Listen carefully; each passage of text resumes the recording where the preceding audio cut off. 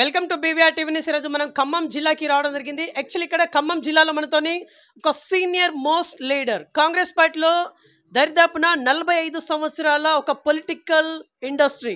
నిజంగా ఇంత గొప్ప జర్నీ, ఎంత పొలిటికల్ జర్నీలో వడ్డెపోయిన నరసింహారావు గారు 4 సార్లు బ్యాక్ టు బ్యాక్ గెలవడం జరిగింది. 3 సార్లు కౌన్సిలర్గా కావచ్చు, ఒకసారి కార్పొరేటర్గా కావచ్చు. ఇక్కడ గెలవడం వరకు బాగానే ఉంది. బట్ డెవలప్మెంట్ పరంగా వస్తే ఎలాంటి డెవలప్మెంట్ జరిగింది ఈ 4 దశలుగా? అలాగే ఫోన్ ట్యాపింగ్ కావచ్చు, లేకుంటే కవిత గారి అరెస్ట్ కావచ్చు, ఇంకా పార్లమెంట్ ఎలక్షన్కి సంబంధించినటువంటి లేటెస్ట్ ఇన్ఫర్మేషన్ కావచ్చు, ఇంకా మరితర విషయాలు కావచ్చు. ఒక సీనియర్ హోదాలో ఉన్నారు కాబట్టి కొంత లేటెస్ట్ ఇన్ఫర్మేషన్ తెలుసుకునే ప్రయత్నం చేద్దాం. నమస్తే సార్, బాగున్నారా? సార్ నమస్కారం అండి. ముందుగా వరంగల్ నుంచి బీవీఆర్ టీవీ న్యూస్ యాజమాన్యానికి ముందుగా నా హృదయపూర్వక నమస్కారం తెలియజేస్తూ ఉన్నాను. చాలా సంతోషం సార్. ఎంతో సుదూర ప్రాంతం నుంచి, వరంగల్ నుంచి ఇక్కడ ఖమ్మం నగరంలో సీనియర్ లీడర్లు ఎవరైతే ఉన్నారో కాంగ్రెస్ పార్టీ పరంగా వారందరినీ కూడా ఇంటర్వ్యూ చేసేసి వారి యొక్క అభిప్రాయాలు ఏ విధంగా ఉన్నాయి, ప్రజలతోటి గతంలో వారు ఏ విధంగా మమేకమై ఉన్నారు, గతంలో వారు మున్సిపల్ కౌన్సిల్స్గా అదే ప్రకారంగా కార్పొరేటర్లుగా ఉన్నప్పుడు ప్రజలకి వారు చేసినటువంటి సేవలు ఏంటిది, అభివృద్ధి కార్యక్రమాలు ఏంటి తెలుసుకొని ప్రజలకు అందించాలి ఒక సదుద్దేశంతో ఒక మంచి కార్యక్రమాన్ని తీసుకొని బీవీఆర్ టీవీ న్యూస్ తరపున వచ్చినందుకు మరొకసారి మీకు హృదయపూర్వక నమస్కారం తెలియజేస్తా ఉన్నాను. రైట్ సార్, ఫస్ట్ నిజంగా నేను చాలా సంతోషంగా ఫీల్ అవుతా ఉన్నాను. ఎందుకంటే నేను మీ వాడకు వచ్చినప్పుడు నాకు యాక్చువల్లీ మీ ఇల్లు తెలియలేదు.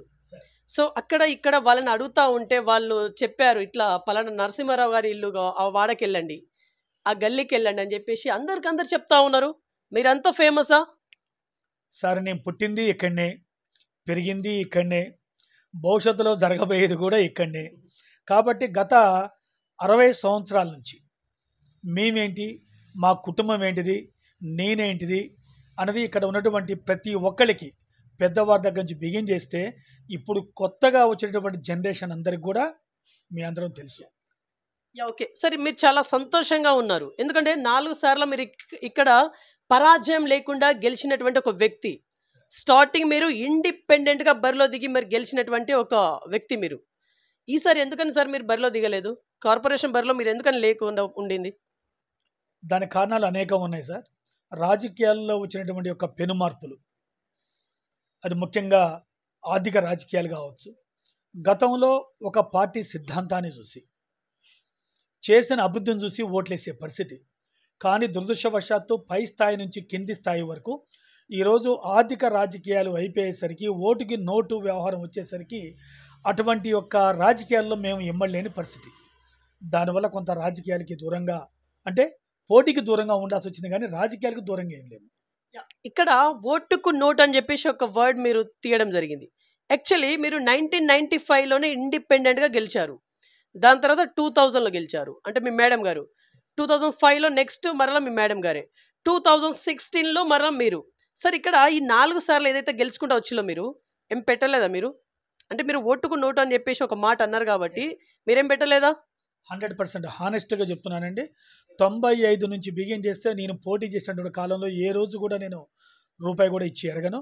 కాబట్టే దానికి అనుగుణంగా నన్ను ఇంత మనస్ఫూర్తిగా గెలిపించారు కాబట్టి, ఇండిపెండెంట్గా పోటీ చేసినా కూడా గెలిపించారు కాబట్టి తప్పనిసరిగా అభివృద్ధి అంటే ఏంటో చేసి చూపించాలి. అదే ప్రకారంగా ప్రభుత్వ పరంగా వచ్చే సంక్షేమ కార్యక్రమాలు ఏవైతే ఉన్నాయో అది ప్రజలకు అందించాలని చెప్పి ఒక సదుద్దేశంతో 95 నుంచి 2000 వరకు నేను ఆనాడు తెలుగుదేశం పార్టీ ప్రభుత్వం అధికారంలో ఉన్నప్పటికీ, నేను కాంగ్రెస్ పార్టీ పరంగా ఉన్నప్పటికీ ఆనాడు యొక్క అధికారులు నాకు అన్ని విధాలుగా సహాయ సహకారాలు అందించారు. వారు అందించారు కాబట్టి అన్ని రకాల ప్రభుత్వ పరంగా వచ్చే సంక్షేమ కార్యక్రమాలని నేను అందించాను. కాబట్టి 2000 సంవత్సరం నుంచి 2005లో నా భార్య శ్రీమతి ఇందిరాలక్ష్మి గారు పోటీ చేసినప్పుడు తెలంగాణలో ఉన్నటువంటి అన్ని మున్సిపాలిటీల మీద అత్యధిక మేయర్తో నా భార్యని గెలిపించారు. ఓకే సార్, ఇప్పుడు నేను ఒకటైతే అబ్జర్వ్ చేశాను, రోడ్ విషయానికి వస్తే చాలా నీట్గా ఉన్నాయి. మీ ఆధ్వర్యంలో జరిగాయా ఈ రోడ్స్? అయితే ప్రజెంట్ మీ గల్లీలో ఉన్నటువంటి సీసీ రోడ్స్, అద్దంకి వారి వీధిలో ఉన్నటువంటి సిమెంట్ రోడ్లు కానివ్వండి, బేబీ మూన్ హై స్కూల్ సందులో ఉన్నటువంటి ఒక సిమెంట్ రోడ్డు కానివ్వండి, రిఖా బజార్లో ఉన్నటువంటి ఒక సిమెంట్ రోడ్డు కానివ్వండి, అంబాభవన్లో ఉన్నటువంటి సిమెంట్ రోడ్లు కానివ్వండి, కుమ్మర బజార్, ఎస్సీ కాలనీ, హజరే నగర్లో ఉన్నటువంటి సిమెంట్ రోడ్లు కానివ్వండి, అన్నీ కూడా గతంలో నేను చేసిన ఒక సిమెంట్ రోడ్లే.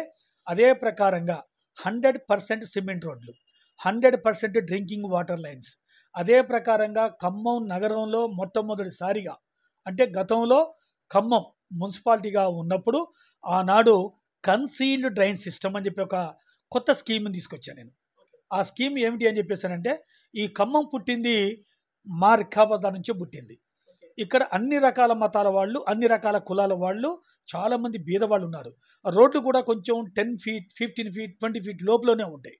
సో ఆ పరిస్థితి మొత్తం దృష్టిలో పెట్టుకొని కన్సీల్ డ్రైన్ సిస్టమ్ ఏంటి అని చెప్పేసానంటే, అండర్ గ్రౌండ్ డ్రైన్ సిస్టాన్ని చేసుకుంటూనే పైన డ్రైన్ కనిపించకుండా కవర్ చేసేదాన్ని కన్సీల్ డ్రైన్ సిస్టమ్ అంటారు.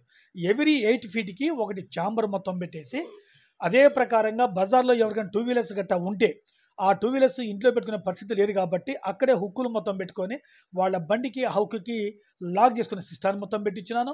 అదే ప్రకారంగా ఎవరైనా ఇళ్లలో శుభ కార్యక్రమాలు జరిగినా, దురదృష్టవశాత్తు అశుభ కార్యక్రమాలు జరిగినా కూడా రోడ్డు మీద మొత్తం బొక్కలు కొట్టకుండా ఉండడం కోసం హుక్కులు మొత్తం పెట్టి చేసి టెంట్లు వేసుకోవడానికి కూడా ఆ యొక్క హుక్కులు ఏవైతే ఉన్నాయో ఆ హుక్కులకే తాళ్ళు కట్టుకునే విధంగా కూడా అంత ముందు చూపుతోటి ప్రకారం చేసుకుంటూ వచ్చినాము. ఓకే సార్, ఇప్పటిదాకా మీరు డెవలప్మెంట్ చెప్పుకున్నారు. డెవలప్మెంట్ అంటే 4 దఫాలుగా మీరు గెలిచిళ్ళు. 4 దఫాలుగా గెలిచినటువంటి మీరు డెవలప్మెంట్ ఇవ్వేనా ఇంకేమైనా ఉన్నాయా? యాక్చువల్లీ మొత్తం చెప్పండి, అసలు ఏమేమి చేసిళ్ళు మీరు స్టార్టింగ్ నుంచి ఇప్పటిదాకా? 1995లో నేను ఇక్కడ మున్సిపల్ కౌన్సిలర్గా పోటీ చేయాలి అని నిర్ణయించుకున్నప్పుడు కాంగ్రెస్ పార్టీ పరంగా టికెట్ కోసం ట్రై చేశాను. కాంగ్రెస్ పార్టీ టికెట్ రానప్పుడు అవసరమైతే ఇండిపెండెంట్గా సరే పోటీ చేయాలని చెప్పేసి నిర్ణయం తీసుకోవడం జరిగింది. ఆనాడు వార్డులో ఉన్నటువంటి ఒక పెద్దలు, ఆనాడు యువత అందరూ కూడా టికెట్ వచ్చినా ఓకే, టికెట్ రాకపోయినా మీరు పోటీ చేయాలని చెప్పేసి నాకు అన్ని రకాలుగా సపోర్ట్గా నిలబడ్డారు. వారి యొక్క సపోర్ట్ దృష్టిలో పెట్టుకొని నేను ఇండిపెండెంట్గా పోటీ చేశాను, గెలిచాను. ఆనాడు కొన్ని హామీలు ఇచ్చాను నేను. ఒక హామీ, ముఖ్యమైన హామీలు ఏమిటి అని చెప్పేసానంటే, ఈ ఖమ్మం టౌన్లో ఆ రోజు ఎక్కడ కూడా పార్కు లేదు, ఒకటి పార్కు పెట్టిస్తా అని చెప్పున్నాను. అదే ప్రకారంగా నా దగ్గర వార్డులో చదువుకునే ఒక యువత ఉన్నారు. వాళ్ళందరూ ఏమన్నారు అని చెప్పేసి, సార్ మాకు ఒక లైబ్రరీ కావాలి సార్, బుక్స్ గట్రా కొనుక్కోవాలని చెప్పేసి, అంటే చాలా కాస్ట్లో కూడుకున్న బుక్స్ అయిపోతున్నాయి. కంప్యూటర్ యొక్క బుక్స్ కానివ్వండి, కంప్యూటర్ సక్సెస్ బుక్స్ కానివ్వండి, జనరల్ నాలెడ్జ్ బుక్స్ కానివ్వండి, ఇంగ్లీష్ న్యూస్ పేపర్స్ కానివ్వండి, మంత్లీ వీక్లీ మ్యాగజైన్స్ కానివ్వండి, మాకు కావాలని చెప్పేసి అనడం జరిగింది. వారికి ఆ ప్రకారంగా వారికి ఒక హామీ ఇచ్చాను నేను. హామీ ఇచ్చిన ప్రకారంగా ఇక్కడ ఉన్నటువంటి గాంధీ పార్కులో అక్కడ ఆనాడు లైబ్రరీ మొత్తం పెంచడం జరిగింది.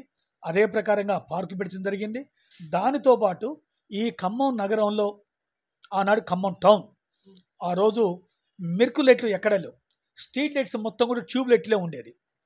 ఆనాడు మొట్టమొదటిసారిగా ఈ సోడియం వైపర్ మెర్క్యూరీ ల్యాంప్స్ మొత్తం పెట్టాలి అని చెప్పేసి ఆనాడు చైర్పర్సన్గా ఉన్నటువంటి దివంగత కీర్తిశేషులు శ్రీ రాపర్తి రంగారావు గారిని నేను కోవడం జరిగింది. నర్సరా, ఈరోజు మీరు గట్ట మెర్కులేట్ గారు మొత్తం గట్ట పెడితే టౌన్ మొత్తం కూడా మొత్తం పెట్టాల్సి వస్తుంది, కరెంట్ బిల్ అవుతుంది అని చెప్పేసి అని రంగారావు గారు చెప్పడం జరిగింది. ఆయన డెవలప్మెంట్ విజన్లో ఒక అడుగు మనం ముందుకు వేయాలన్నా కానీ తప్పనిసరిగా మీరు నాకు ఈ అవకాశం కల్పించాలి అని చెప్పేసానంటే, ఆనాడు ఎలక్ట్రిసిటీ డిపార్ట్మెంట్ ఉండే పుల్లయ్య గారిని మొత్తం పిలిపించి అది చూడండి అని చెప్పేసానంటే, ఆ సిస్టమ్ వారికి కూడా తెలియదు. అప్పుడు క్రాంప్టన్ కంపెనీ వారిని మొత్తం పిలిపించి మొత్తానికి ప్రభాడాస్ దగ్గర నుంచి అవుట్సైడ్గా చర్చి కాంపౌండ్ సెంటర్ వరకు మొత్తం మెట్లలో మొత్తం పెట్టించాను. అది చాలామంది చూసి ఖమ్మం టౌన్ మొత్తం మీద మెట్లెట్లు మొత్తం పెట్టించారు. అంటే మొట్టమొదటిసారిగా సోడియం వైపర్ మెర్క్యూరీ ల్యాంప్ని పెట్టించిన ఘనత నాకే దక్కింది. అదే ప్రకారంగా మొట్టమొదటిసారిగా ఖమ్మం యువత కోసం ఒక లైబ్రరీని పెట్టినటువంటి ఒక చరిత్ర నాకే దక్కింది. అదే ప్రకారం ఒక మన గాంధీ పార్కుని పెట్టిన ఒక చరిత్ర నాకే దక్కింది. అదే ప్రకారంగా 1996లో ఇక్కడ ఎంపీగా గెలిచినటువంటి సెంట్రల్ మినిస్టర్ రంగనాయుడు గారిని ఒక విషయం మీద నేను కోరాను. నేను సార్ మా ఏరియాలో 24 hours వాటర్ సప్లై చేసే విధంగా మాకు వాటర్ ట్యాంక్ కావాలి సార్ అని చెప్పేసి అడిగాను. ఆనాడు వారు దాన్ని మంజూరు చేయడం జరిగింది. అందులో భాగంగా గాంధీ పార్కులో 20 లక్షల గ్యాలన్ల నీటిని సప్లై చేసేటువంటి 72 లక్షల రూపాయల విలువ చేసేటువంటి వాటర్ ట్యాంక్ని కట్టించడం కూడా జరిగింది. దానితో పాటు చెట్లు నాటే కార్యక్రమాన్ని, అంటే క్లీన్ అండ్ గ్రీన్, ఎప్పుడు గ్రీనరీగా ఉండాలి, రోడ్డు మీద పెట్టేటువంటి ప్రజలు ఎవరైతే ఉన్నారో వారందరూ కూడా కొద్దిసేపు సేద తీరాలని చెప్పి చెట్లు కావాలని చెప్పేసి ఈ రోడ్డు మొత్తం కూడా చెట్లు మొత్తం వేపించడం జరిగింది. ఆ చెట్లని పశువులు తినకుండా, మేకలు తినకుండా ఒక ఐడెంటిటీ గార్డుని ఫస్ట్ ఈ ఖమ్మం టౌన్కి పరిచయం చేసింది కూడా నేనే, ఐడెంటిటీ గార్డుని. అదే ప్రకారంగా వీధులను పరిశుభ్రంగా ఉంచండి, కాలువలను పరిశుభ్రంగా ఉంచండి, అని ఒక నినాదంతో మొత్తం ఐరన్ హోర్డింగ్స్ మొత్తం తయారు చేయించి ఎక్కడైతే చెట్లు నాటామో ప్రతి చెట్టు నాటడానికి కూడా ఒక హోర్డింగ్ మొత్తం పెంచడం జరిగింది. అదే ప్రకారంగా వార్డులోని అన్ని వివిధ సెంటర్లో వివిధ కూడళ్లలో మొత్తం బోర్డులు మొత్తం పట్టించాం. చెట్ల మీద మంచిగా జాగ్రత్తగా నీరు మొత్తం పోసి చెట్ల మొత్తం పెంచండి. అదే ప్రకారంగా రోడ్ల మీద చెత్త వేయబాకండి, కాలువలలో మొత్తం చెత్త వేయబాకండి అని చెప్పుకుంటూ ఉమ్మడి ఆంధ్రప్రదేశ్ మొత్తం మీద మొట్టమొదటిసారిగా నా 18వ వార్డులో ట్రాక్టర్ మొత్తం పెట్టి ట్రాక్టర్ మీద వచ్చినటువంటి సిబ్బంది, మున్సిపల్ సిబ్బంది ఎవరైతే ఉన్నారో శానిటేషన్ సిబ్బంది వారికి విధులు చెప్పించి ఇంటిని తీసుకుపోయి విజిల్ వేసుకుంటూ అమ్మగారు చెత్తబండి వచ్చింది, అమ్మగారు చెత్తబండి వచ్చింది అని చెప్పేసారంటే ఆనాడు కవర్లలో చెత్తనిచ్చేవారు. వారు తీసుకొని మొత్తం మళ్ళీ టాటోలు వేసుకొని పోతే దాన్ని చూసి ఆనాడు జాయింట్ కలెక్టర్గా ఉన్నటువంటి జేసీ నదీం మహమ్మద్ గారు, అదే ప్రకారంగా కలెక్టర్గా రాజేష్ ఖర్గే గారు ఎంబడి నన్ను చాలా అప్రిషియేట్ చేశారు. నరసరావు గారు, ఈ సిస్టమ్ చాలా బాగుంది, ఇదే సిస్టాన్ని టౌన్ మొత్తం మీద కూడా చేయాలని చెప్పేసి అని వివిధ యొక్క వార్డులలో కూడా ఆ యొక్క సందేశాన్ని కూడా వారు తీసుకెళ్లారు వారు. ఓకే సార్, ఇప్పుడు ఇదంతా డెవలప్మెంట్ అప్పట్లో మీరు ఎంత నిధులతో చేశారు సార్? మీకు ఏమైనా గుర్తుందా? 1995లో ఎంత నిధులు వచ్చాయి, 2000లో ఎంత నిధులు వచ్చాయి, 2005లో ఎంత నిధులు వచ్చాయి, 2016లో ఎంత నిధులు వచ్చాయి? ఎంత నిధులతో మీరు ఎంత డెవలప్మెంట్ చేయడం జరిగింది సార్? పూర్తిగా చెప్పలేకపోయినా సార్, ఈ 4 టర్మ్ అంటే 20 సంవత్సరాల మొత్తం మీద కలుపుకుంటేనేమో సుమారుగా 4 కోట్ల రూపాయల నిధుల్ని అది వార్డు మీద కానివ్వండి, డివిజన్ మీద కానివ్వండి మొత్తం వెచ్చించడం జరిగింది. బట్ ఆ రోజుకి ఈ రోజుకి పరిస్థితి ఏంటని చెప్పేసారంటే, ఈరోజు సిమెంట్ బస్తా కావాలంటే 300 రూపాయలు, ఈరోజు ఒక లేబర్ ఛార్జీ గట్ట కావాలి అని చెప్పేసి అంటే సుతారి గారి కూలీకి ఇలా 1000 రూపాయలు, అదే ప్రకారంగా ఆడ మనిషి కోసం వచ్చినప్పుడు 700 రూపాయలు, మగ కూలీకి అయితే 900 రూపాయలు కూలీ. ఈరోజు ఆనాడు సిమెంట్ బస్తా 60 రూపాయలు, ఆనాడు సిమెంట్ బస్తా కూలీ వచ్చినప్పుడు 150 రూపాయలు. సో ఆనాడు వచ్చే నిధులు చాలా తక్కువ. మున్సిపల్ యొక్క ఆదాయం కూడా ఆ రోజు ఇంత లేదు. గవర్నమెంట్ పరంగా వచ్చినటువంటి యొక్క ఆదాయం కూడా గవర్నమెంట్ కూడా అంత ఆదాయం లేదు. ఈరోజు 1,00,000 కోట్ల రూపాయలు, 1,50,000 కోట్ల రూపాయలు బడ్జెట్ చూపిస్తాను తెలంగాణ రాష్ట్రంలో. ఆనాడు 30,000 కోట్లు, 40,000 కోట్ల రూపాయల బడ్జెట్. మున్సిపాలిటీకి వచ్చే నిధులు తక్కువ.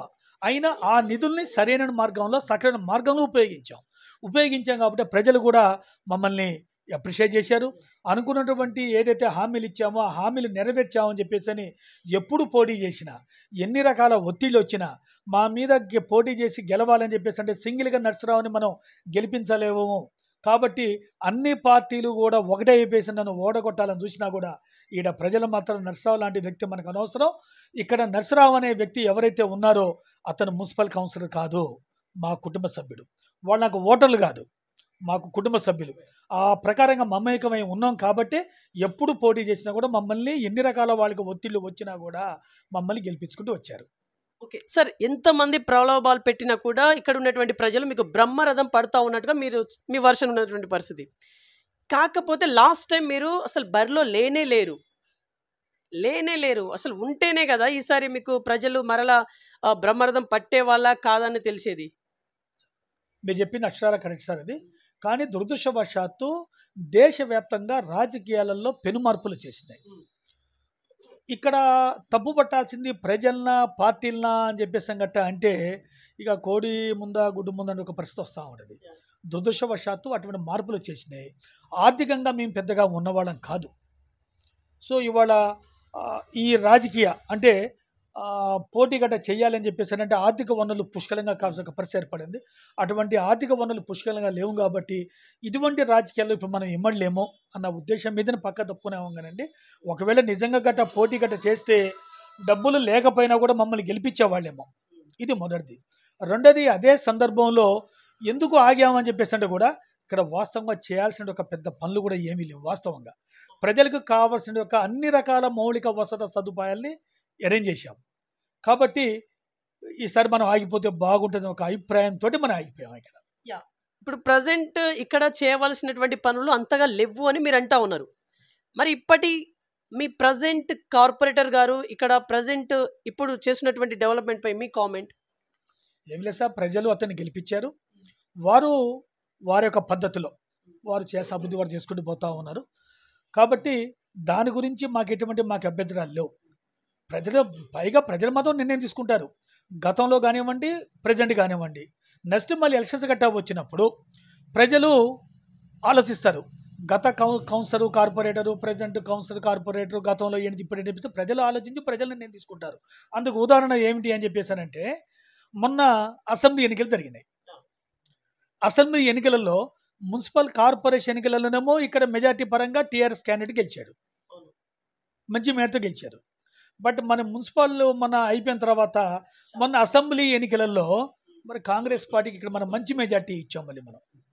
సో కాబట్టి నేను ఏమంటానని చెప్పేసానంటే, ప్రజలతోటి మమేకమై గట్టా ఉంటే తప్పనిసరిగా అది వస్తుంది.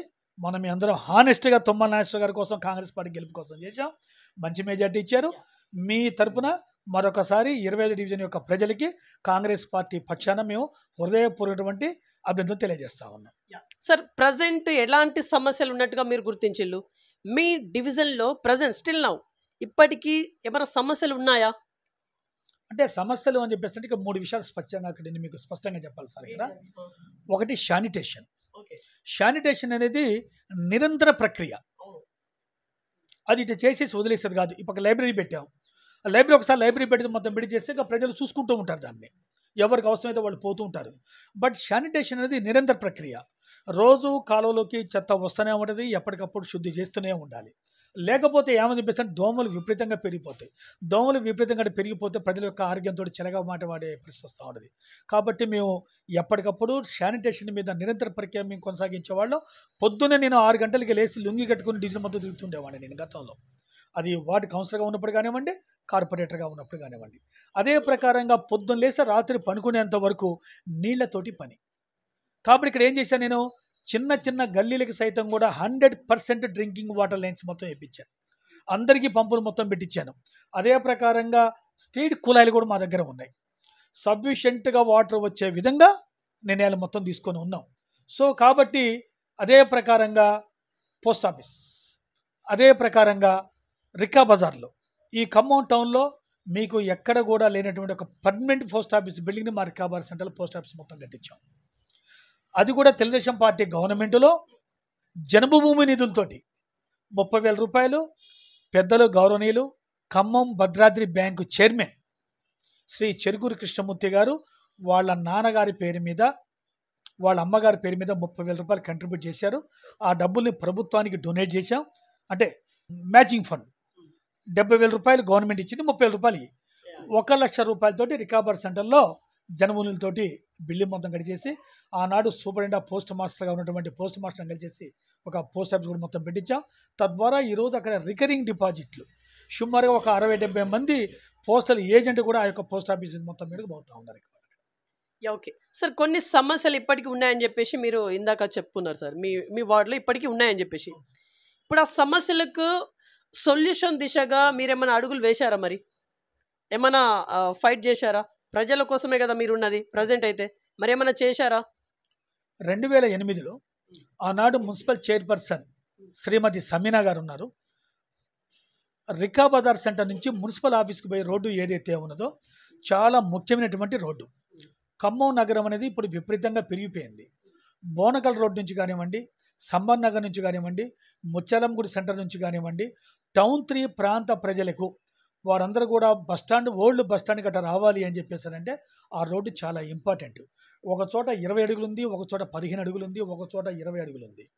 సో ఆ రోడ్డుని డెవలప్మెంట్ చేస్తే మిగతా బజార్ల మీద లోడ్ తక్కువగా ఉంటుంది, ట్రాఫిక్ కొంచెం మంచిగా ఉంటుందని చెప్పేసి అని 2008లో దాన్ని రోడ్డుని 33 అడుగులకి తీర్మానం చేయించాం యాక్చువల్గా.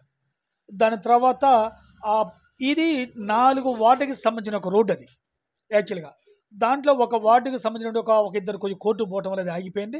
వాస్తవంగా ఈ మధ్య కూడా దాన్ని మేము మేజర్ గారిని కూడా కలిసి కొంచెం వీళ్ళంత తొందరగా ఈ రోడ్డుని కొంచెం మీరు తొందరగా వైడనింగ్ చేయండి అని చెప్పి చెప్పడం జరిగింది. ఈ ఎలక్షన్ తర్వాత చూద్దామని చెప్పేసి మేయర్ గారికి తెలియజేయడం జరిగింది. సార్, మీకు 45 ఇయర్స్ మీకు యాజ్ ఏ పొలిటికల్ ఇండస్ట్రీ ఉంది మీకు. సార్, మీరు సంతృప్తికరంగా ఉన్నారా? చాలా సంతృప్తిగా ఉన్నాను సార్. ఎందుకు అని చెప్పేసానంటే 1979 నుంచి నేను కాంగ్రెస్ పార్టీలో పనిచేసుకుంటూ వస్తున్నాను. కాంగ్రెస్ పార్టీకి అనుబంధ సంఘాలైనటువంటి స్టూడెంట్స్ ఆర్గనైజేషన్ ఎన్ఎస్యులో పనిచేశాను. నేను టౌన్ ఎన్ఎస్యులో పనిచేశాను, డిస్ట్రిక్ట్ ఎన్ఎస్యులో పనిచేశాను, స్టేట్ ఎన్ఎస్యులో పనిచేశాను. తర్వాత యూత్ కాంగ్రెస్లో పనిచేశాను, టౌన్ యూత్ కాంగ్రెస్లో పనిచేశాను, జిల్లా యూత్ కాంగ్రెస్లో పనిచేశాను, స్టేట్ యూత్ కాంగ్రెస్ కమిటీలో పనిచేశాను. తర్వాత వచ్చేసి స్టేట్ బీసీసీఎల్ కార్యవర్గం, స్టేట్ బీసీఎల్ కార్యవర్గాలు కూడా పనిచేశాను. ప్రస్తుతానికి కూడా స్టేట్ ఓబీసీసీఎల్లో ఉపాధ్యక్షులుగా కూడా ఉన్నాను నేను. ఓకే సార్, ప్రజెంట్ మీరు ఏదో ఒక నామినేట్ పోస్ట్ ఏదో ఎక్స్పెక్ట్ చేస్తున్నట్టుగా కొంత ప్రచారంలో ఈ మాట అయితే ఉంది. ఈ మాటలో ఎంతవరకు వాస్తవం ఉంది సార్? వాస్తవంగా అయితే సార్, ప్రభుత్వం అధికారంలో ఉంది కాబట్టి, సీనియారిటీ ఉంది కాబట్టి ఆశించడం అనేది సహజం. సో కాకపోతే నా వరకు మాత్రం ఏమిటి అని చెప్పేసానంటే, మనకున్న సీనియారిటీని, నాకున్న ఒక నిబద్ధతని పార్టీ గుర్తించాలి, నాయకులు గుర్తించాలనేది మాత్రం నా ఒక అభిప్రాయం. ఈ రోజు కాకపోతే రేపేస్తారు గుర్తిస్తారని చెప్పేసి ఒక నమ్మకంతో ఉన్నాను. కానీ ఏదైనా సరే, అది పార్టీ పరంగా వచ్చిన పదవి కానివ్వండి, ప్రభుత్వ పరంగా వచ్చినటువంటి ఎటువంటి నామినేట్ పోస్ట్ అయినా సరే, అది ప్రజలకి మంచిగా ఉపయోగపడాలనేది మాత్రం నాకు అభిప్రాయం. ఓకే సార్, ఇక్కడ మీ పార్టీలోనే ఇప్పుడు స్టార్టింగ్ నుంచి వెళ్ళి ఇప్పుడు మీరు ఏదైతే కండువా మోస్తా ఉన్నారో భుజాల పైన, ఇలా మీలాంటి వ్యక్తుల్ని కొంత పక్కన పెట్టే ప్రయత్నం ఏదైతే కొంత జరుగుతుందని చెప్పేసి వాదనలు కూడా జరుగుతూ ఉంది. మరి ఈ వాదన పైన మీ స్పందన? సార్, పార్టీ పరంగా ఎవరైతే పనిచేస్తూ ఉన్నారో ఎవరు కూడా వాళ్ళు మాత్రం దూరంగా మాత్రం పెట్టలేదు. ఇది కేవలం కావాలని చెప్పేసి ఇతర పార్టీలు చేసిన యొక్క ప్రాపగండమే తప్ప అటువంటి మాత్రం ఏమీ లేదు. ఒకవేళ వాళ్ళకి సీనియారిటీ గట్ట ఉండి ఇప్పుడున్న ఒక రాజకీయ పరిస్థితులలో ఏదన్నా పోటీ గట్ట చేయడానికి ఆర్థిక పరిస్థితి గట్ట అనుకూలించగలకపోతే పార్టీ పరంగా వారిని ఏ విధంగా ఉపయోగించుకోవాలో తెలంగాణ ప్రదేశ్ కాంగ్రెస్ కమిటీ ఆలోచిస్తుంది. ఆ ప్రకారంగా తప్పనిసరిగా వాళ్ళకి న్యాయం జరిగే విధంగా తెలంగాణ ప్రదేశ్ కాంగ్రెస్ కమిటీ అదే ప్రకారం ఏఐసిసి నిర్ణయం తీసుకుని తెప్పిస్తానని నేను భావిస్తూ ఉన్నాను. ఓకే, మీ సెంట్రల్ నుంచి వెళ్ళి బక్కా జర్సన్ గారి పైన వెయిట్ అయితే పడ్డది, ఏఐసిసి నుంచి వెళ్ళి ఒక వెయిట్ అయితే పడ్డది, పార్టీ నుంచి వెళ్ళి బహిష్కరిస్తున్నట్టుగా. ఇది దేనికి సంకేతం ఇది? సార్, దాని మీద నాకు వాస్తవం నాకైతే పూర్తి వివరాలు లేవు. నేను కూడా సోషల్ మీడియాలో చూశాను. దాన్ని నేను కొంచెం పూర్తిగా స్టడీ చేసిన తర్వాత దాని మీద స్పందిస్తే బాగుంటుంది చెప్పేసి నా అభిప్రాయం. ఓకే సార్, ఇప్పుడు మీరు యాక్చువల్లీ ఏం చెప్పి ఓట్లు అడుగుతారు? ఎందుకంటే మీరు ఏదైతే చెప్పిల్లో వాగ్దానం 6 గ్యారంటీస్ అనేది కంప్లీట్గా మీరు ఫుల్ఫిల్ చేయలేదు, 4 మాత్రమే ఫుల్ఫిల్ చేసినట్టుగా చెప్తా ఉన్నారు మీరు అందరూ. రిమైనింగ్ 2 ఏంటిది? 2 పరిస్థితి ఏంటిది? రిమైనింగ్ 2 కూడా తప్పనిసరిగా చేస్తామండి. కాంగ్రెస్ పార్టీ అధికారంలోకి వచ్చినట్టు కేవలం 100 రోజుల్లోనే ఏవైతే 6 గ్యారంటీస్ ఏవైతే ఉన్నాయో వాటిని 4 అమలు చేసి చూపించాం. అదే ప్రకారంగా ఈ 2 కూడా అమలు చేద్దాం అనుకునేసరికి ఎలక్షన్ కోడ్ వచ్చేసింది. వీటిని కూడా తప్పనిసరిగా అమలు చేసి చూపిస్తాం. కాంగ్రెస్ పార్టీ చేసే పనులే చెప్తుంది కానీ చేయనటువంటి వాగ్దానాలు మాత్రం ఎప్పుడు కూడా ఇచ్చే పరిస్థితి మాత్రం లేదు. ఓకే, ఇక్కడ మీలాంటి సీనియర్స్ని కొంతమందిని ఖమ్మం జిల్లాలో పక్కన పెడుతున్నారు అనే ఒక టాక్ అయితే వినిపిస్తూ ఉంది. అంటే రీసెంట్గా పార్టీలో జాయిన్ అయినటువంటి వాళ్ళకి పెద్ద పీట ఇస్తున్నట్టుగా కొంత ప్రచారమే జరుగుతూ ఉంది, పెద్ద ఎత్తున జరుగుతూ ఉంది, అది కూడా మామూలుగా కాదు. మరి దీనిపైన మీ స్పందన? ఎందుకంటే మీరు కూడా సీనియర్గా ఉన్నారు, ఇదే ఖమ్మం జిల్లా వాసి, ఏం చెప్తారు? ఇది కేవలం అపోహ మాత్రమేనండి. ఎందుకంటే గవర్నమెంట్ వచ్చిందే మొత్తం కలిపి 3 నెలలు, ఇంకా సుమారుగా 4 సంవత్సరాలు 9 నెలలు టైం ఉంది. మొదటి 3 నెలలు 4 నెలలు ఎలక్షన్స్ జరిగిపోయినాయి. మళ్ళీ ఇప్పుడు ఎంపీ ఎలక్షన్స్ చెప్పన్నారు. మళ్ళీ 2 నెలలు 3 నెలలు ఎంపీ ఎలక్షన్సే ఉంటాయి. ఈ ఎంపీ ఎలక్షన్స్ అయిపోయిన తర్వాత పార్టీ కోసం ఎవరైతే అంకిత భావంతో పనిచేశారో, పార్టీ కోసం గత ప్రభుత్వంలో ఎవరైతే స్ట్రగుల్స్ ఫేస్ చేశారో వాళ్ళందరినీ తప్పనిసరిగా గవర్నమెంట్ ఐడెంటిఫై చేస్తుంది.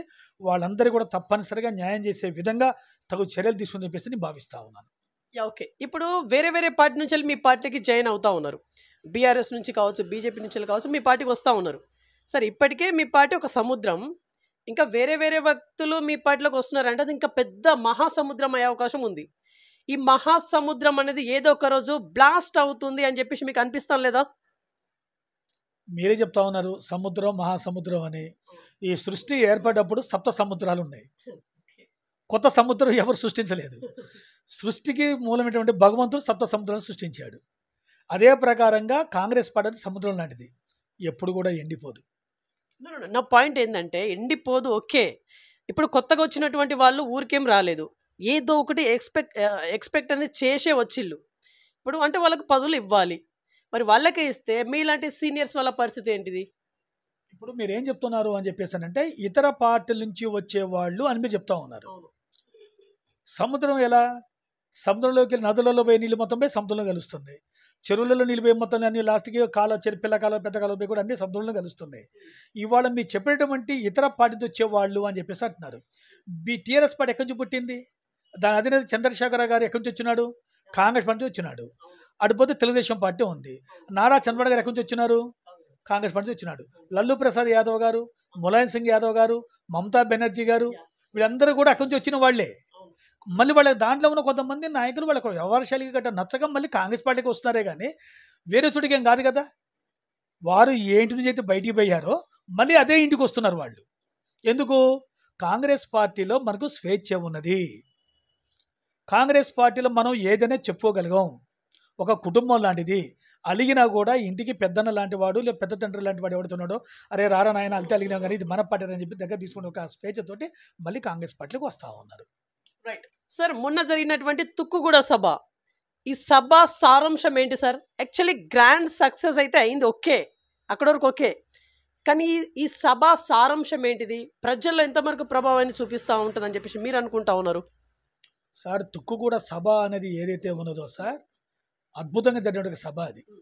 ఎందుకు అని చెప్పేసానంటే, ఒకవైపు వాతావరణ శాఖ చెప్తా ఉన్నది ఎండ విపరీతంగా ఉంది, ఎవరు కూడా ఇళ్లలోంచి ఉదయం పూట 10 గంటలు సాయంత్రం 5 గంటల వరకు ఎవరు బయటికి రావద్దు అని చెప్పినా కూడా సుమారుగా 10-15 లక్షల మంది ఆ యొక్క సభకు వచ్చినారు.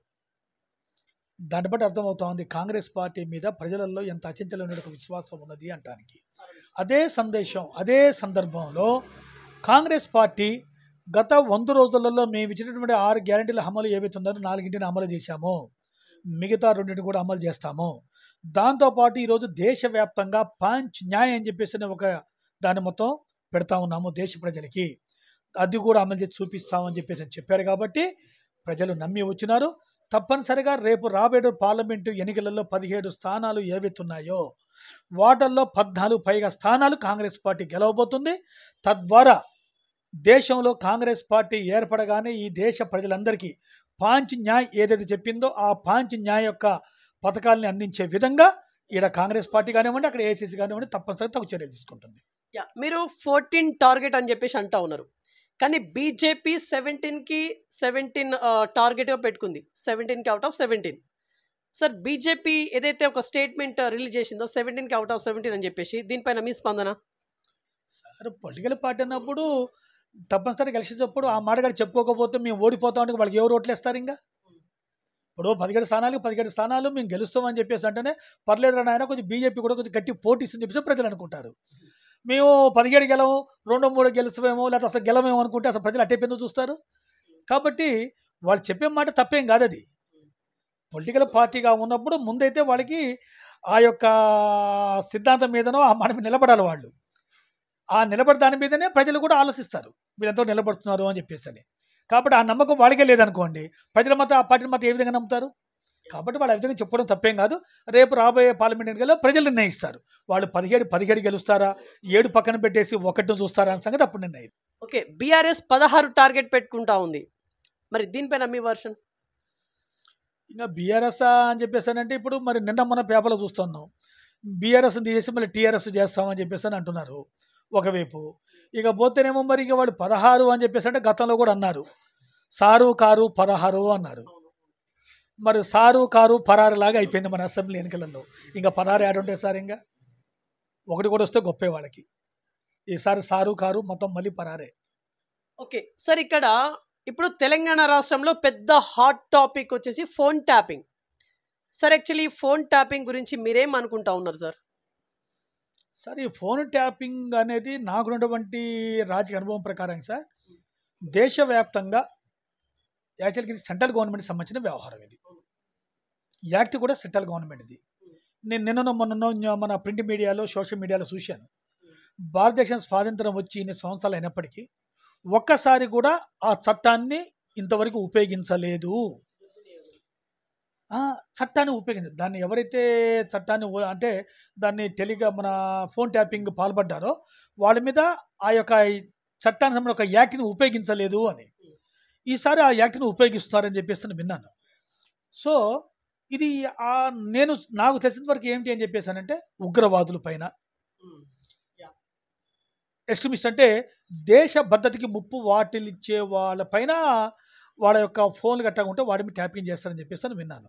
మరి దురదృష్టవశాత్తు మరి ఇది పొలిటికల్ పార్టీలు వాళ్ళ యొక్క స్వలాభం కోసం అధికారులని ఉపయోగించుకొని ఈరోజు ఇటువంటి ఒక దానికి పాల్పడ్డారు. ఇది క్షమించరాని విషయం. దానితో పాటు ఇంకా కొన్ని విషయం చూస్తూ ఉన్నాం, సోషల్ మీడియాలో, ప్రింట్ మీడియాలో కూడా చూస్తూ ఉన్నాం దురదృష్టకరమైనటువంటి సంఘటనలు. ఏది ఫ్యామిలీ పరంగా మాట్లాడిన ఒక విషయాన్ని కూడా మొత్తం మాట్లాడి ఏదో దానికి పాల్పడ్డారని చెప్పేసి కూడా వింటా ఉన్నాం. హీరోయిన్స్ విషయంలో కూడా చాలా దురదృష్టకరమైనటువంటి విషయం ఇది. అది ఇవాళ వాళ్ళ స్వార్థానికి ఇవాళ పొలిటికల్ పార్టీ ఉపయోగించుకుంటే ఇవాళ కొంతమంది డిపార్ట్మెంట్ ప్రకారంగా కొంతమంది ఉన్నతాధికారులు బలైపోయే పరిస్థితి ఏర్పడతా ఉంది. నేను నా వరకు అప్పీల్ చేస్తా ఉన్నాను. నేను ఏ ప్రభుత్వం అధికారంలో ఉన్నప్పటికీ, ఏ ప్రభుత్వం అధికారం, కాంగ్రెస్ పార్టీ కానివ్వండి, టీఆర్ఎస్ పార్టీ కానివ్వండి, బీజేపీ కానివ్వండి, తెలుగుదేశం పార్టీ, ఏ ప్రభుత్వం అధికారంలో ఉన్నప్పటికీ చట్టానికి లోబడి పనిచేయండి. ఓకే సార్, మరొక హాట్ టాపిక్ ఎమ్మెల్సీ కవిత గారి అరెస్ట్. సరే, ఈ అరెస్ట్ పైన మీరేమైనా స్పందించాలనుకుంటున్నారా? No comment sir. ఎందుకు అని చెప్పేసానంటే,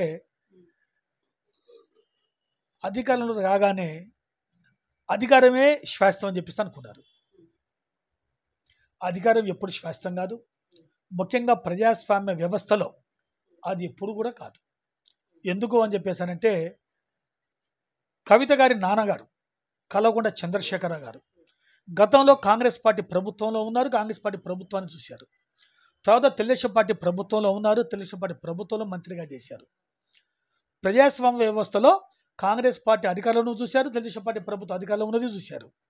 అదే ప్రకారంగా వాళ్ళు మళ్ళీ ఉద్యమ రథసారథిగా ఈ రాష్ట్రంలో ఉద్యమాన్ని నడిపించి 2014లో తెలంగాణ రాష్ట్రం వచ్చేసిన తర్వాత, టీఆర్ఎస్ పార్టీ ప్రభుత్వం అధికారులను అరేంజ్ చేసిన తర్వాత ప్రజాస్వామ్య వ్యవస్థలో ఇది కాదు అన్న విషయాన్ని వాళ్ళు మర్చిపోయారు. వాళ్ళు మర్చిపోయేసి ఏకపక్ష నిర్ణయాలతోటి తీసుకున్న నిర్ణయాల ఫలితమే ఈరోజు ఈ పరిస్థితి. ఇంతకు మించి ఇక ఎందుకంటే ఇది ఆల్రెడీ సబ్జెక్ట్ అనేది చట్ట పరిధిలో ఉన్నది కాబట్టి దాని మీద మనం నో కామెంట్స్ సార్. అది ఓకే సార్. ఈ పార్లమెంట్ ఆఫ్టర్ ఎలక్షన్, అంటే ఈ పార్లమెంట్ ఎలక్షన్ అయిన తదుపరి కాంగ్రెస్ పార్టీ అనేది కూలిపోతుందని చెప్పేసి కేటీఆర్ గారు ఒక స్టేట్మెంట్ ఇచ్చారు చాలా రోజుల క్రితం. దీనికి రీకౌంటర్గా మీ వాళ్ళు ఏం చెప్పారంటే బీఆర్ఎస్ పార్టీ అనేది కంప్లీట్గా ఖాళీ అవుతుంది ఈ ఎలక్షన్ తర్వాత అని చెప్పేసి మీ వాళ్ళు అంటా ఉన్నారు. మరి ఈ రెండింటి గురించి మీరు ఏమైనా మాట్లాడాలనుకుంటున్నారా? ప్రజలకి ఏమైనా క్లారిటీ? కేటీఆర్ గారు భ్రమల్లో ఉన్నారు. మరలా అధికారం వస్తుందేమో, ఇంత ఏకఛత్రాధిపత్యంగా నడిపించాం 10 సంవత్సరాల పాటు, తిరిగి మళ్ళీ బీఆర్ఎస్ పార్టీ టీఆర్ఎస్ పార్టీ అధికారులకు వస్తే భ్రమల్లో ఉన్నారు. దానితో పాటు ఈ కూలిపోతుంది అని చెప్పేసి అంటున్నారు. ఎలా కూలిపోతుంది అంటే కాంగ్రెస్ పార్టీ ఎమ్మెల్యేని కొనాలని చూస్తున్నారా? కేసీఆర్ గారు ముఖ్యమంత్రి అయ్యారు. కేసీఆర్ గారు ముఖ్యమంత్రి అయిన తర్వాత కొడుకు కూతురు కూడా రాజకీయాలకు తీసుకొచ్చారు. వారిని ఒకరిని ఎంపీ చేశారు, తర్వాత మళ్ళీ ఎంఎస్సీ చేశారు, వారిని మినిస్టర్ చేశారు, ఎమ్మెల్యేని చేశారు. సరే మంచిది, మీ చేతిలో పవర్ ఉంది కాబట్టి చేసుకుంటూ వెళ్ళిపోయారు. మీకు మెజార్టీ ఎమ్మెల్యేలు ఉన్నప్పటికీ కూడా కాంగ్రెస్ పార్టీలో ఉన్నటువంటి ఎమ్మెల్యేని తీసుకొని ఒక అబద్ధత భావంతో ఎందుకు తీసుకోవాల్సి వచ్చింది? మీకు మెజార్టీ ఎమ్మెల్యేలు ఉండి కూడా ఎప్పుడు వీళ్ళు తోక జాడిస్తారే ఉన్నటువంటి ఒక అబద్ధత భావంతో కాంగ్రెస్ పార్టీ ఎమ్మెల్యేని తీసుకొని ఉన్నారు. దాంతోపాటు ఇటీవల కాలంలో ఫోన్ ట్యాపింగ్ వ్యవహారం చూస్తూనే ఉన్నాం. అంటే ఎమ్మెల్యేలు మాట్లాడుకునే ఒక వాళ్ళ యొక్క దాని మీద ఫోన్ ట్యాపింగ్ కూడా ఉన్న సంగతి స్పష్టంగా తెలుస్తూ ఉంది. అంటే మీ ప్రభుత్వం పట్ల మీకే నమ్మకం లేదు, మీకు ఒక అబద్ధత భావంతో ఉన్నారు. కానీ ఈరోజు కాంగ్రెస్ పార్టీకి అది అవసరం లేదు. ఈరోజు వేరే పార్టీ ఎమ్మెల్యే తీసుకోవాల్సిన అవసరం మాకు అంతకన్నా లేదు. కాకపోతే ఈరోజు బీఆర్ఎస్ పార్టీ చెందినటువంటి ఎమ్మెల్యేలు ఎందుకు వస్తున్నారు అని చెప్పేసిన గట్ట అంటే గతంలో వారికి అక్కడ సరైనటువంటి గుర్తింపు లేదు. అన్నిటికీ మించి వారు కోరిన ఒక ఆత్మ గౌరవం అక్కడ విలువ లేదు వారికి. దానికోసం అని చెప్పేసి కాంగ్రెస్ పార్టీలో జాయిన్ అవుతా ఉన్నారు వారు.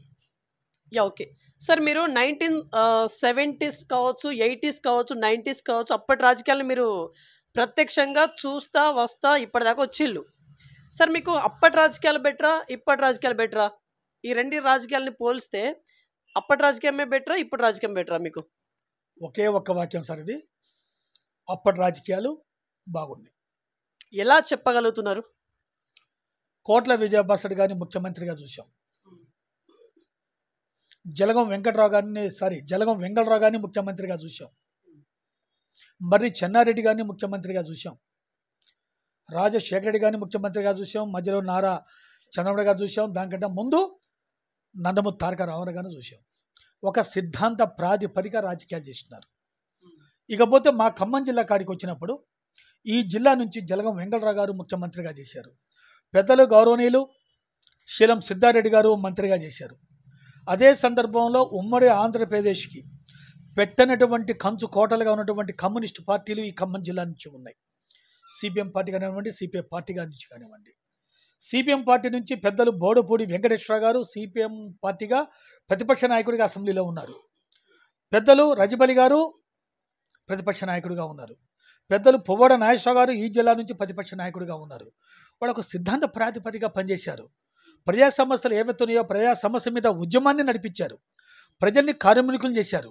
ప్రజా సమస్యను ప్రభుత్వ దృష్టికి పట్టుకొని వచ్చేసేసి ఆ సమస్యను పరిష్కారం అయ్యే దిశగా చేశారు. ఆనాడు కాంగ్రెస్ పార్టీ ప్రభుత్వం అధికారంలో ఉన్న తెలుగుదేశం పార్టీ ప్రజా ఉద్యమాలు నడిపించింది. తెలుగుదేశం పార్టీ ప్రభుత్వం అధికారంలో ఉన్న కాంగ్రెస్ పార్టీ ప్రజా ఉద్యమాలు చేసింది. ఈ రెండు పార్టీలు ప్రభుత్వ పరంగా ఉన్న నేను చెప్పినటువంటి సిపిఎం పార్టీ కానివ్వండి, సిపిఐ పార్టీ కానివ్వండి, ఎమ్మెల్యే పార్టీలు కూడా ప్రజా ఉద్యమాలను నడిపించాయి. ప్రజా సమస్యలను ప్రభుత్వాల దృష్టికి తీసుకువెళ్ళినాయి. ఆ సమస్యలు పరిష్కరించే దిశగా ప్రభుత్వాలు పనిచేసినాయి, ఇటు ప్రతిపక్ష పార్టీలు పనిచేసినాయి. కానీ దురదృష్టవశాత్తు 2014 నుంచి గట్ట తీసుకున్నట్టయితే దురదృష్టవశాత్తు దన్నా చౌకులు తీసేశారు. ధర్నాలు చేయడానికి వీల్లేదు, ఆందోళన చేయడానికి వీల్లేదు, రాస్తారోకులు చేయడానికి వీల్లేదు. మేము చెప్పిందే శాసనం, మేము చేసిందే పరిపాలన. అంటే ఈ సిస్టమ్ ఎప్పుడుంది? రాచరిక పరిపాలన. రాచరిక పరిపాలన ఈ వ్యవస్థ ఉంటుంది. అదే ప్రకారంగా నిజాం ప్రభు గారు చరిత్ర చదువుకున్నా, చరిత్ర అంటే మీ కథ చూసింది కాదు, చరిత్ర చదువుకున్నాం. నిజాం ప్రభు యొక్క పరిపాలన గట్ట వ్యతిరేకిస్తే ఎవరో రజాకారులను మొత్తం పంపించి కాశీ రజ్వి గారిని మొత్తం పంపించేసి ఆ ప్రజలను తీసుకుపోయేసి చెరసాల్లో వేశారు అని చెప్పేసి. అదే ప్రకారంగా రాచరిక పరిపాలన ఉన్నప్పుడు రాచరిక వ్యవస్థలో కూడా రాజుగారి పరిపాలన గట్ట బాగోలేదు అని చెప్పేసానంటే ఆ రోజుల్లో కూడా రాజుగారు ఏదో మారు వేషంతో నా పరిపాలన గురించి ఏమనుకుంటున్నారు అని చెప్పేసి అని ప్రజల స్థలం అడిగి తెలుసుకొని కూడా గతంలో రాజులు కొంతమంది మంచి పరిపాలన చేశారని కూడా విన్నాం. కానీ దురదృష్టవశాత్తు 2014 నుంచి 2023 వరకు దురదృష్టకరమైన ఒక పరిపాలన సాగింది. ప్రజాస్వామ్యానికి ఎప్పుడు ఇది మంచి పద్ధతి కాదు. ఇది నిజంగా గట్ట కేసీఆర్ గారు గట్ట ఆనాడు గట్ట ఈ పద్ధతిలో గట్ట కాకుండా ప్రజా సమస్యలు గట్ట ప్రతిపక్ష పార్టీల ద్వారా ఏ సమస్యలు గట్ట ఉన్నాయో ఆ సమస్య గట్ట తెలుసుకున్నట్టయితే ఈరోజు ఆ పార్టీ కూడా ఈ పరిస్థితి కూడా వచ్చేది కాదు. రైట్ సార్, ఇప్పుడు ఈ ఇంటర్వ్యూ ద్వారా మీరు మీ ప్రజలకి ఇప్పుడు ఏమైనా మెసేజ్ ఇవ్వాలనుకుంటున్నారా? సార్, ప్రజలు చాలా తెలియగల వాళ్ళు. ఎవరు ప్రజల కోసం పనిచేసేవారు ఎవరు, ఈ దేశం కోసం ఈ రాష్ట్రం కోసం ఏ పార్టీ అయితే ప్రజా పరిపాలన బాగుంటుంది, ఈ దేశం సుభిక్షంగా ఉంటుంది, ప్రజా సమస్యల పట్ల ఎవరైతే స్పందిస్తారో ఆ స్పందించే పార్టీలని తప్పనిసరిగా వారు ఓటేసి గెలిపిస్తారు. అదే ప్రకారంగా నేను ముఖ్యంగా మనవి చేసేది ఏమిటని చెప్పేసానంటే ఎవరైతే స్వలాభం కోసం వ్యక్తులు కానివ్వండి పార్టీలు కానివ్వండి వాళ్ళ వ్యక్తిగత స్వార్థం కోసం కాకుండా ఈ దేశ కోసం రాష్ట్ర అభివృద్ధి కోసం పనిచేసే పార్టీలకి పార్టీల యొక్క ప్రతినిధులకి మీరు ఓటు వేసి తద్వారా మన సమస్యలు ఏవైతే ఉన్నాయో మన సమస్యని పరిష్కరించుకోవటానికి అటువంటి పార్టీలని అటువంటి పార్టీ యొక్క ప్రతినిధుల్ని ఎన్నుకోవాలని చెప్పేసి నేను కోరుతా ఉన్నాను నేను. ఓకే, యాక్చువల్లీ రాహుల్ గాంధీ గారికి పిఎం హోదాలో కూర్చునే అర్హతలు లేవు అని బీఆర్ఎస్ బీజేపీ కొట్టిపడేస్తూ ఉంది. దీనిపైన ఇవ్వండి ఆన్సర్. సార్, రాహుల్ గాంధీ గారి గట్ట లేదు అని చెప్పేసి గట్ట అంటే ఈ దేశంలో వారి కుటుంబాన్ని తప్ప ఇంకా వేరే వాళ్ళకి ఇవ్వండి అర్హతలు. ఇంకా రాహుల్ గాంధీ గారు లేకపోవడం ఏంటిది? గాంధీ వారసుడు మోతీలాల్ నెహ్రూ గారి దగ్గర నుంచి, జవహర్లాల్ నెహ్రూ గారి దగ్గర నుంచి, ఇందిరాగాంధీ గారి దగ్గర నుంచి, రాజీవ్ గాంధీ గారి దగ్గర నుంచి, సోనియా గాంధీ గారి దగ్గర నుంచి ఈ దేశం కోసం వాళ్ళు ప్రాణాలు అర్పించిన కుటుంబం. వాళ్ళ ఆస్తులు త్యాగం చేశారు. ఇవాళ ఆస్తుల కోసం వెంపలాడుతూ ఉన్నారు అందరు ఇవాళ. కానీ వాళ్ళు అనేది దేశ స్వాతంత్రం కోసం మోతీలాల్ నెహ్రూ గారు వాళ్ళ ఆస్తులు త్యాగం చేశారు. నెహ్రూ గారు వాళ్ళ ఆస్తులు త్యాగం చేశారు. లాస్ట్కి ఇందిరాగాంధీ గారు, రాజీవ్ గాంధీ గారు కూడా ఈ దేశం కోసం ప్రాణాలు అర్పించిన ఒక కుటుంబం నుంచి వచ్చేటువంటి రాహుల్ గాంధీ గారికి అర్థగట్ట లేకపోతే వీళ్ళకి ఎక్కడ ఉందండి? మత రాజకీయాలు చేసే వాళ్ళకి. ఇకపోతే బీఆర్ఎస్ పార్టీ అని చెప్పేస్తున్నారు మీరు. ఒక మూమెంట్లో కాబోయే ప్రధాని కేసీఆర్ గారు అని చెప్పేస్తున్నారు. మరి జోక్ అనేది అది కానీ అండి. రాహుల్ గాంధీ గారు ఆ విషయం ప్రధానమంత్రి గారు అది కాదు జోకు, ఇది జోకు. ముఖ్యమంత్రికి నువ్వు తగవుతురా నాయన అని చెప్పేసి పక్కన పెట్టున్నారు. ఎట్లా మాట్లాడారు కేటీఆర్ గారు? ముందు వాళ్ళకి వాళ్ళు ఆత్మ పరిశోధన చేసుకోవాలి, ఆత్మ సాక్షిని పరీక్షించుకోవాలి. రైట్. సార్ ఇప్పుడు పార్లమెంట్ సందడి అయితే చాలా పీక్ స్టేజ్‌కి ఎళ్తా ఉంది. నెమ్మదిగా, నెమ్మదిగా వెళ్తా ఉంది. ఇప్పుడు ఈ ఖమ్మం పార్లమెంట్ సీట్ అభ్యర్థి ఇంకా డిక్లేర్ కాలేదు. మీ కాంగ్రెస్ అభ్యర్థి ఇంకా డిక్లేర్ కాలేదు. సార్ ఇక్కడ అభ్యర్థి ఎవరైనప్పటికీ ఎలా గెలిపించుకుంటారు మీరు? సార్ ఖమ్మం పార్లమెంటు స్థానం అంటేనే కాంగ్రెస్ పార్టీకి కంచుకోట. ఇక్కడ జలగం వెంగళరావు గారు, జలగం కొండలరావు గారు, అదే ప్రకారంగా లక్ష్మీ కాంతమ్మ గారు, వారందరూ కూడా ఇక్కడ వచ్చి పెద్ద మేరతో గెలిచిన వాళ్ళందరూ. దాని తర్వాత రంగనాయుడు గారు, నాదెళ్ల భాస్కరరావు గారు కూడా ఇక్కడ నుంచి ఎంపీగా ప్రాతినిధ్యం వహించిన వాళ్ళు. దాని తర్వాత వచ్చిన రాజకీయాలలో శ్రీమతి రేణుకా చౌదరి గారు 99 ఇక్కడికి వచ్చినారు. 2004 సెంట్రల్ మినిస్టర్ అయ్యారు. అదే ప్రకారంగా ఈ రోజు కూడా ఇన్నిసార్లు ఎన్నిక జరిగినా కూడా 1-2 సార్లు గట్ట మినాయిస్తే మిగతా అన్ని సార్లు కూడా ఇక్కడ కాంగ్రెస్ పార్టీ ప్రాతినిధ్యమే వహించింది. తిరిగి ఈసారి కాంగ్రెస్ పార్టీ ఏఐసిసి ఇక్కడ ఎంపీ టికెట్ ఎవరికి ఇచ్చినా కూడా పెద్ద మెజార్టీ తోటి కాంగ్రెస్ పార్టీ గెలుస్తుంది. కానీ ఇక్కడ ఇంకొక టాక్ వినిపిస్తూ ఉంది. ఇది గల్లీ ఎలక్షన్స్ కాదు, ఢిల్లీ ఎలక్షన్స్ అని చెప్పేసి. అంటే ఇక్కడ ఖచ్చితంగా మోదీ గారికే బ్రహ్మరథం పడతారనే కోణంలో చర్చ కూడా జరుగుతూ ఉంది. మరి దీనిపైన ఒక సీనియర్ నాయకుడిగా మీ వర్షన్ ఏంటిది? సరే, గల్లీ ఎలక్షన్ కాదని ఇది ఢిల్లీ ఎలక్షన్ చెప్పేసి అంటున్నారు. గతంలో దాన్ని ఎలక్షన్ అని కూడా ఢిల్లీ ఎలక్షనే. పార్లమెంట్ ఎలక్షన్ అంటేనే ఢిల్లీ ఎలక్షన్. గల్లీ ఎలక్షన్ అంటే మా మున్సిపల్ కౌన్సిలర్, మా మున్సిపల్ కార్పొరేటర్. ఇది ఇప్పటికైనా కూడా ఇప్పటికైనా సరే అది ఢిల్లీ ఎలక్షనే. ఆనాడు కాంగ్రెస్ పార్టీకి ప్రజలు బర్మరథం పట్టారు. ఇప్పుడు కూడా ఈ ఖమ్మం పార్లమెంటు పరిధిలో తప్పనిసరిగా కాంగ్రెస్ పార్టీకి ప్రజలు పెద్ద ఎత్తున బర్మరథం పడతారు. ఓకే సార్, ఇప్పుడు 45 సంవత్సరాలుగా మీరు ఎన్నో చూసి ఉన్నారు సార్. నిజంగా ఎన్నో ఒడిదొడుకులను ఎదుర్కొంటే ఈ స్థాయికి ఎదిగిల్లు మీరు. ఇప్పుడు మీ రాజకీయ అనుభవం ఏంటిది? అంత సాఫీగా జరిగిందా, లేకుంటే చాలా కష్టంగా జరిగిందా అనే క్వశ్చన్ చేస్తే ఏంటి సార్ ఆన్సర్ ఏంటిది? చాలా సంతోషంగా ఉన్నాను సార్. రోడ్డు మీద నుంచి మా నాన్నగారి పేరు అప్పారావు గారు, అందరూ షోడాల అప్పారావు గారు అని చెప్పేసి అంటారు. ఇక్కడ షోడాల అప్పారావు గారిగా మా కుటుంబం చాలా ఫేమస్. నేను కూడా రోడ్డు మీద షోడాలు అమ్ముకుంటూ కష్టపడి చదువుకుంటూ పైకి వచ్చిన వాళ్ళం. తర్వాత పెద్దలు శ్రీ చెరుకూరి కృష్ణమూర్తి గారి దగ్గర నేను గుమస్తాగా పనిచేశాను. రాజకీయాల మీద నాకు ఇంట్రెస్ట్ ఉంది కాబట్టి 79 నుంచి కూడా రాజకీయాల్లో చదువుకుంటూ ఇంటర్మీడియట్గా పనిచేసుకుంటూ ఎన్ఎస్యూలో యూత్ కాంగ్రెస్లో పనిచేసుకుంటూ వస్తున్నా కూడా ఆడ గుమ్మసా చేసుకుంటూ కూడా ఇక్కడ రాజకీయాల్లో కూడా నేను ఇంట్రెస్ట్గా ఉండేవాడిని. ఓకే, ఇంత అభిమానాన్ని సొంతం చేసుకున్నటువంటి మీరు ఈ వచ్చే కార్పొరేషన్ బరిలో అయినా సరే మీరు దిగబోతున్నారా? దీనికి క్లారిటీ ఇవ్వండి, ఖచ్చితంగా క్లారిటీ ఇవ్వండి మీ ప్రజలకే. ఆ టయానికి పాటిస్తున్న నిర్ణయాన్ని బట్టి నిర్ణయం తీసుకుంటాను సార్. అది పార్టీ నిర్ణయం. మీరు ఇక్కడ మీరు అడగాల్సింది ఏంటి అని చెప్పేసారంటే, పార్టీ నిర్ణయం శిరోధార్యం. ఎందుకు అని చెప్పేసారంటే మాకు బీఫామ్ ఇచ్చేది ఎవరు? పార్టీ. నా సొంతంగా నిలబడ్డామంటేనేమో దట్ ఈజ్ 90లో జరిగిపోయింది, అది 95లో.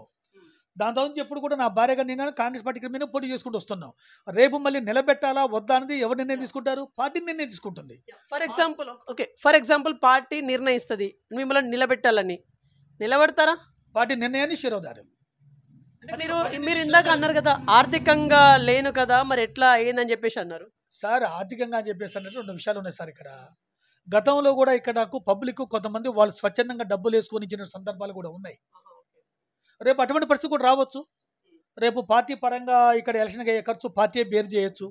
లేదా మా డివిజన్లో ఉండే ప్రజలు ఎవరితో నర్సరావు లాంటి వాడు మనకు అవసరం అని చెప్పేసి వాళ్ళే స్వచ్ఛందంగా ముందుకు కూడా రావచ్చు. కాబట్టి ఆ రోజు పార్టీ పరంగా తీసుకున్న నిర్ణయాలు, మా ప్రజలు తీసుకున్న నిర్ణయాన్ని బట్టి కూడా నేను నిర్ణయం తీసుకుంటాను.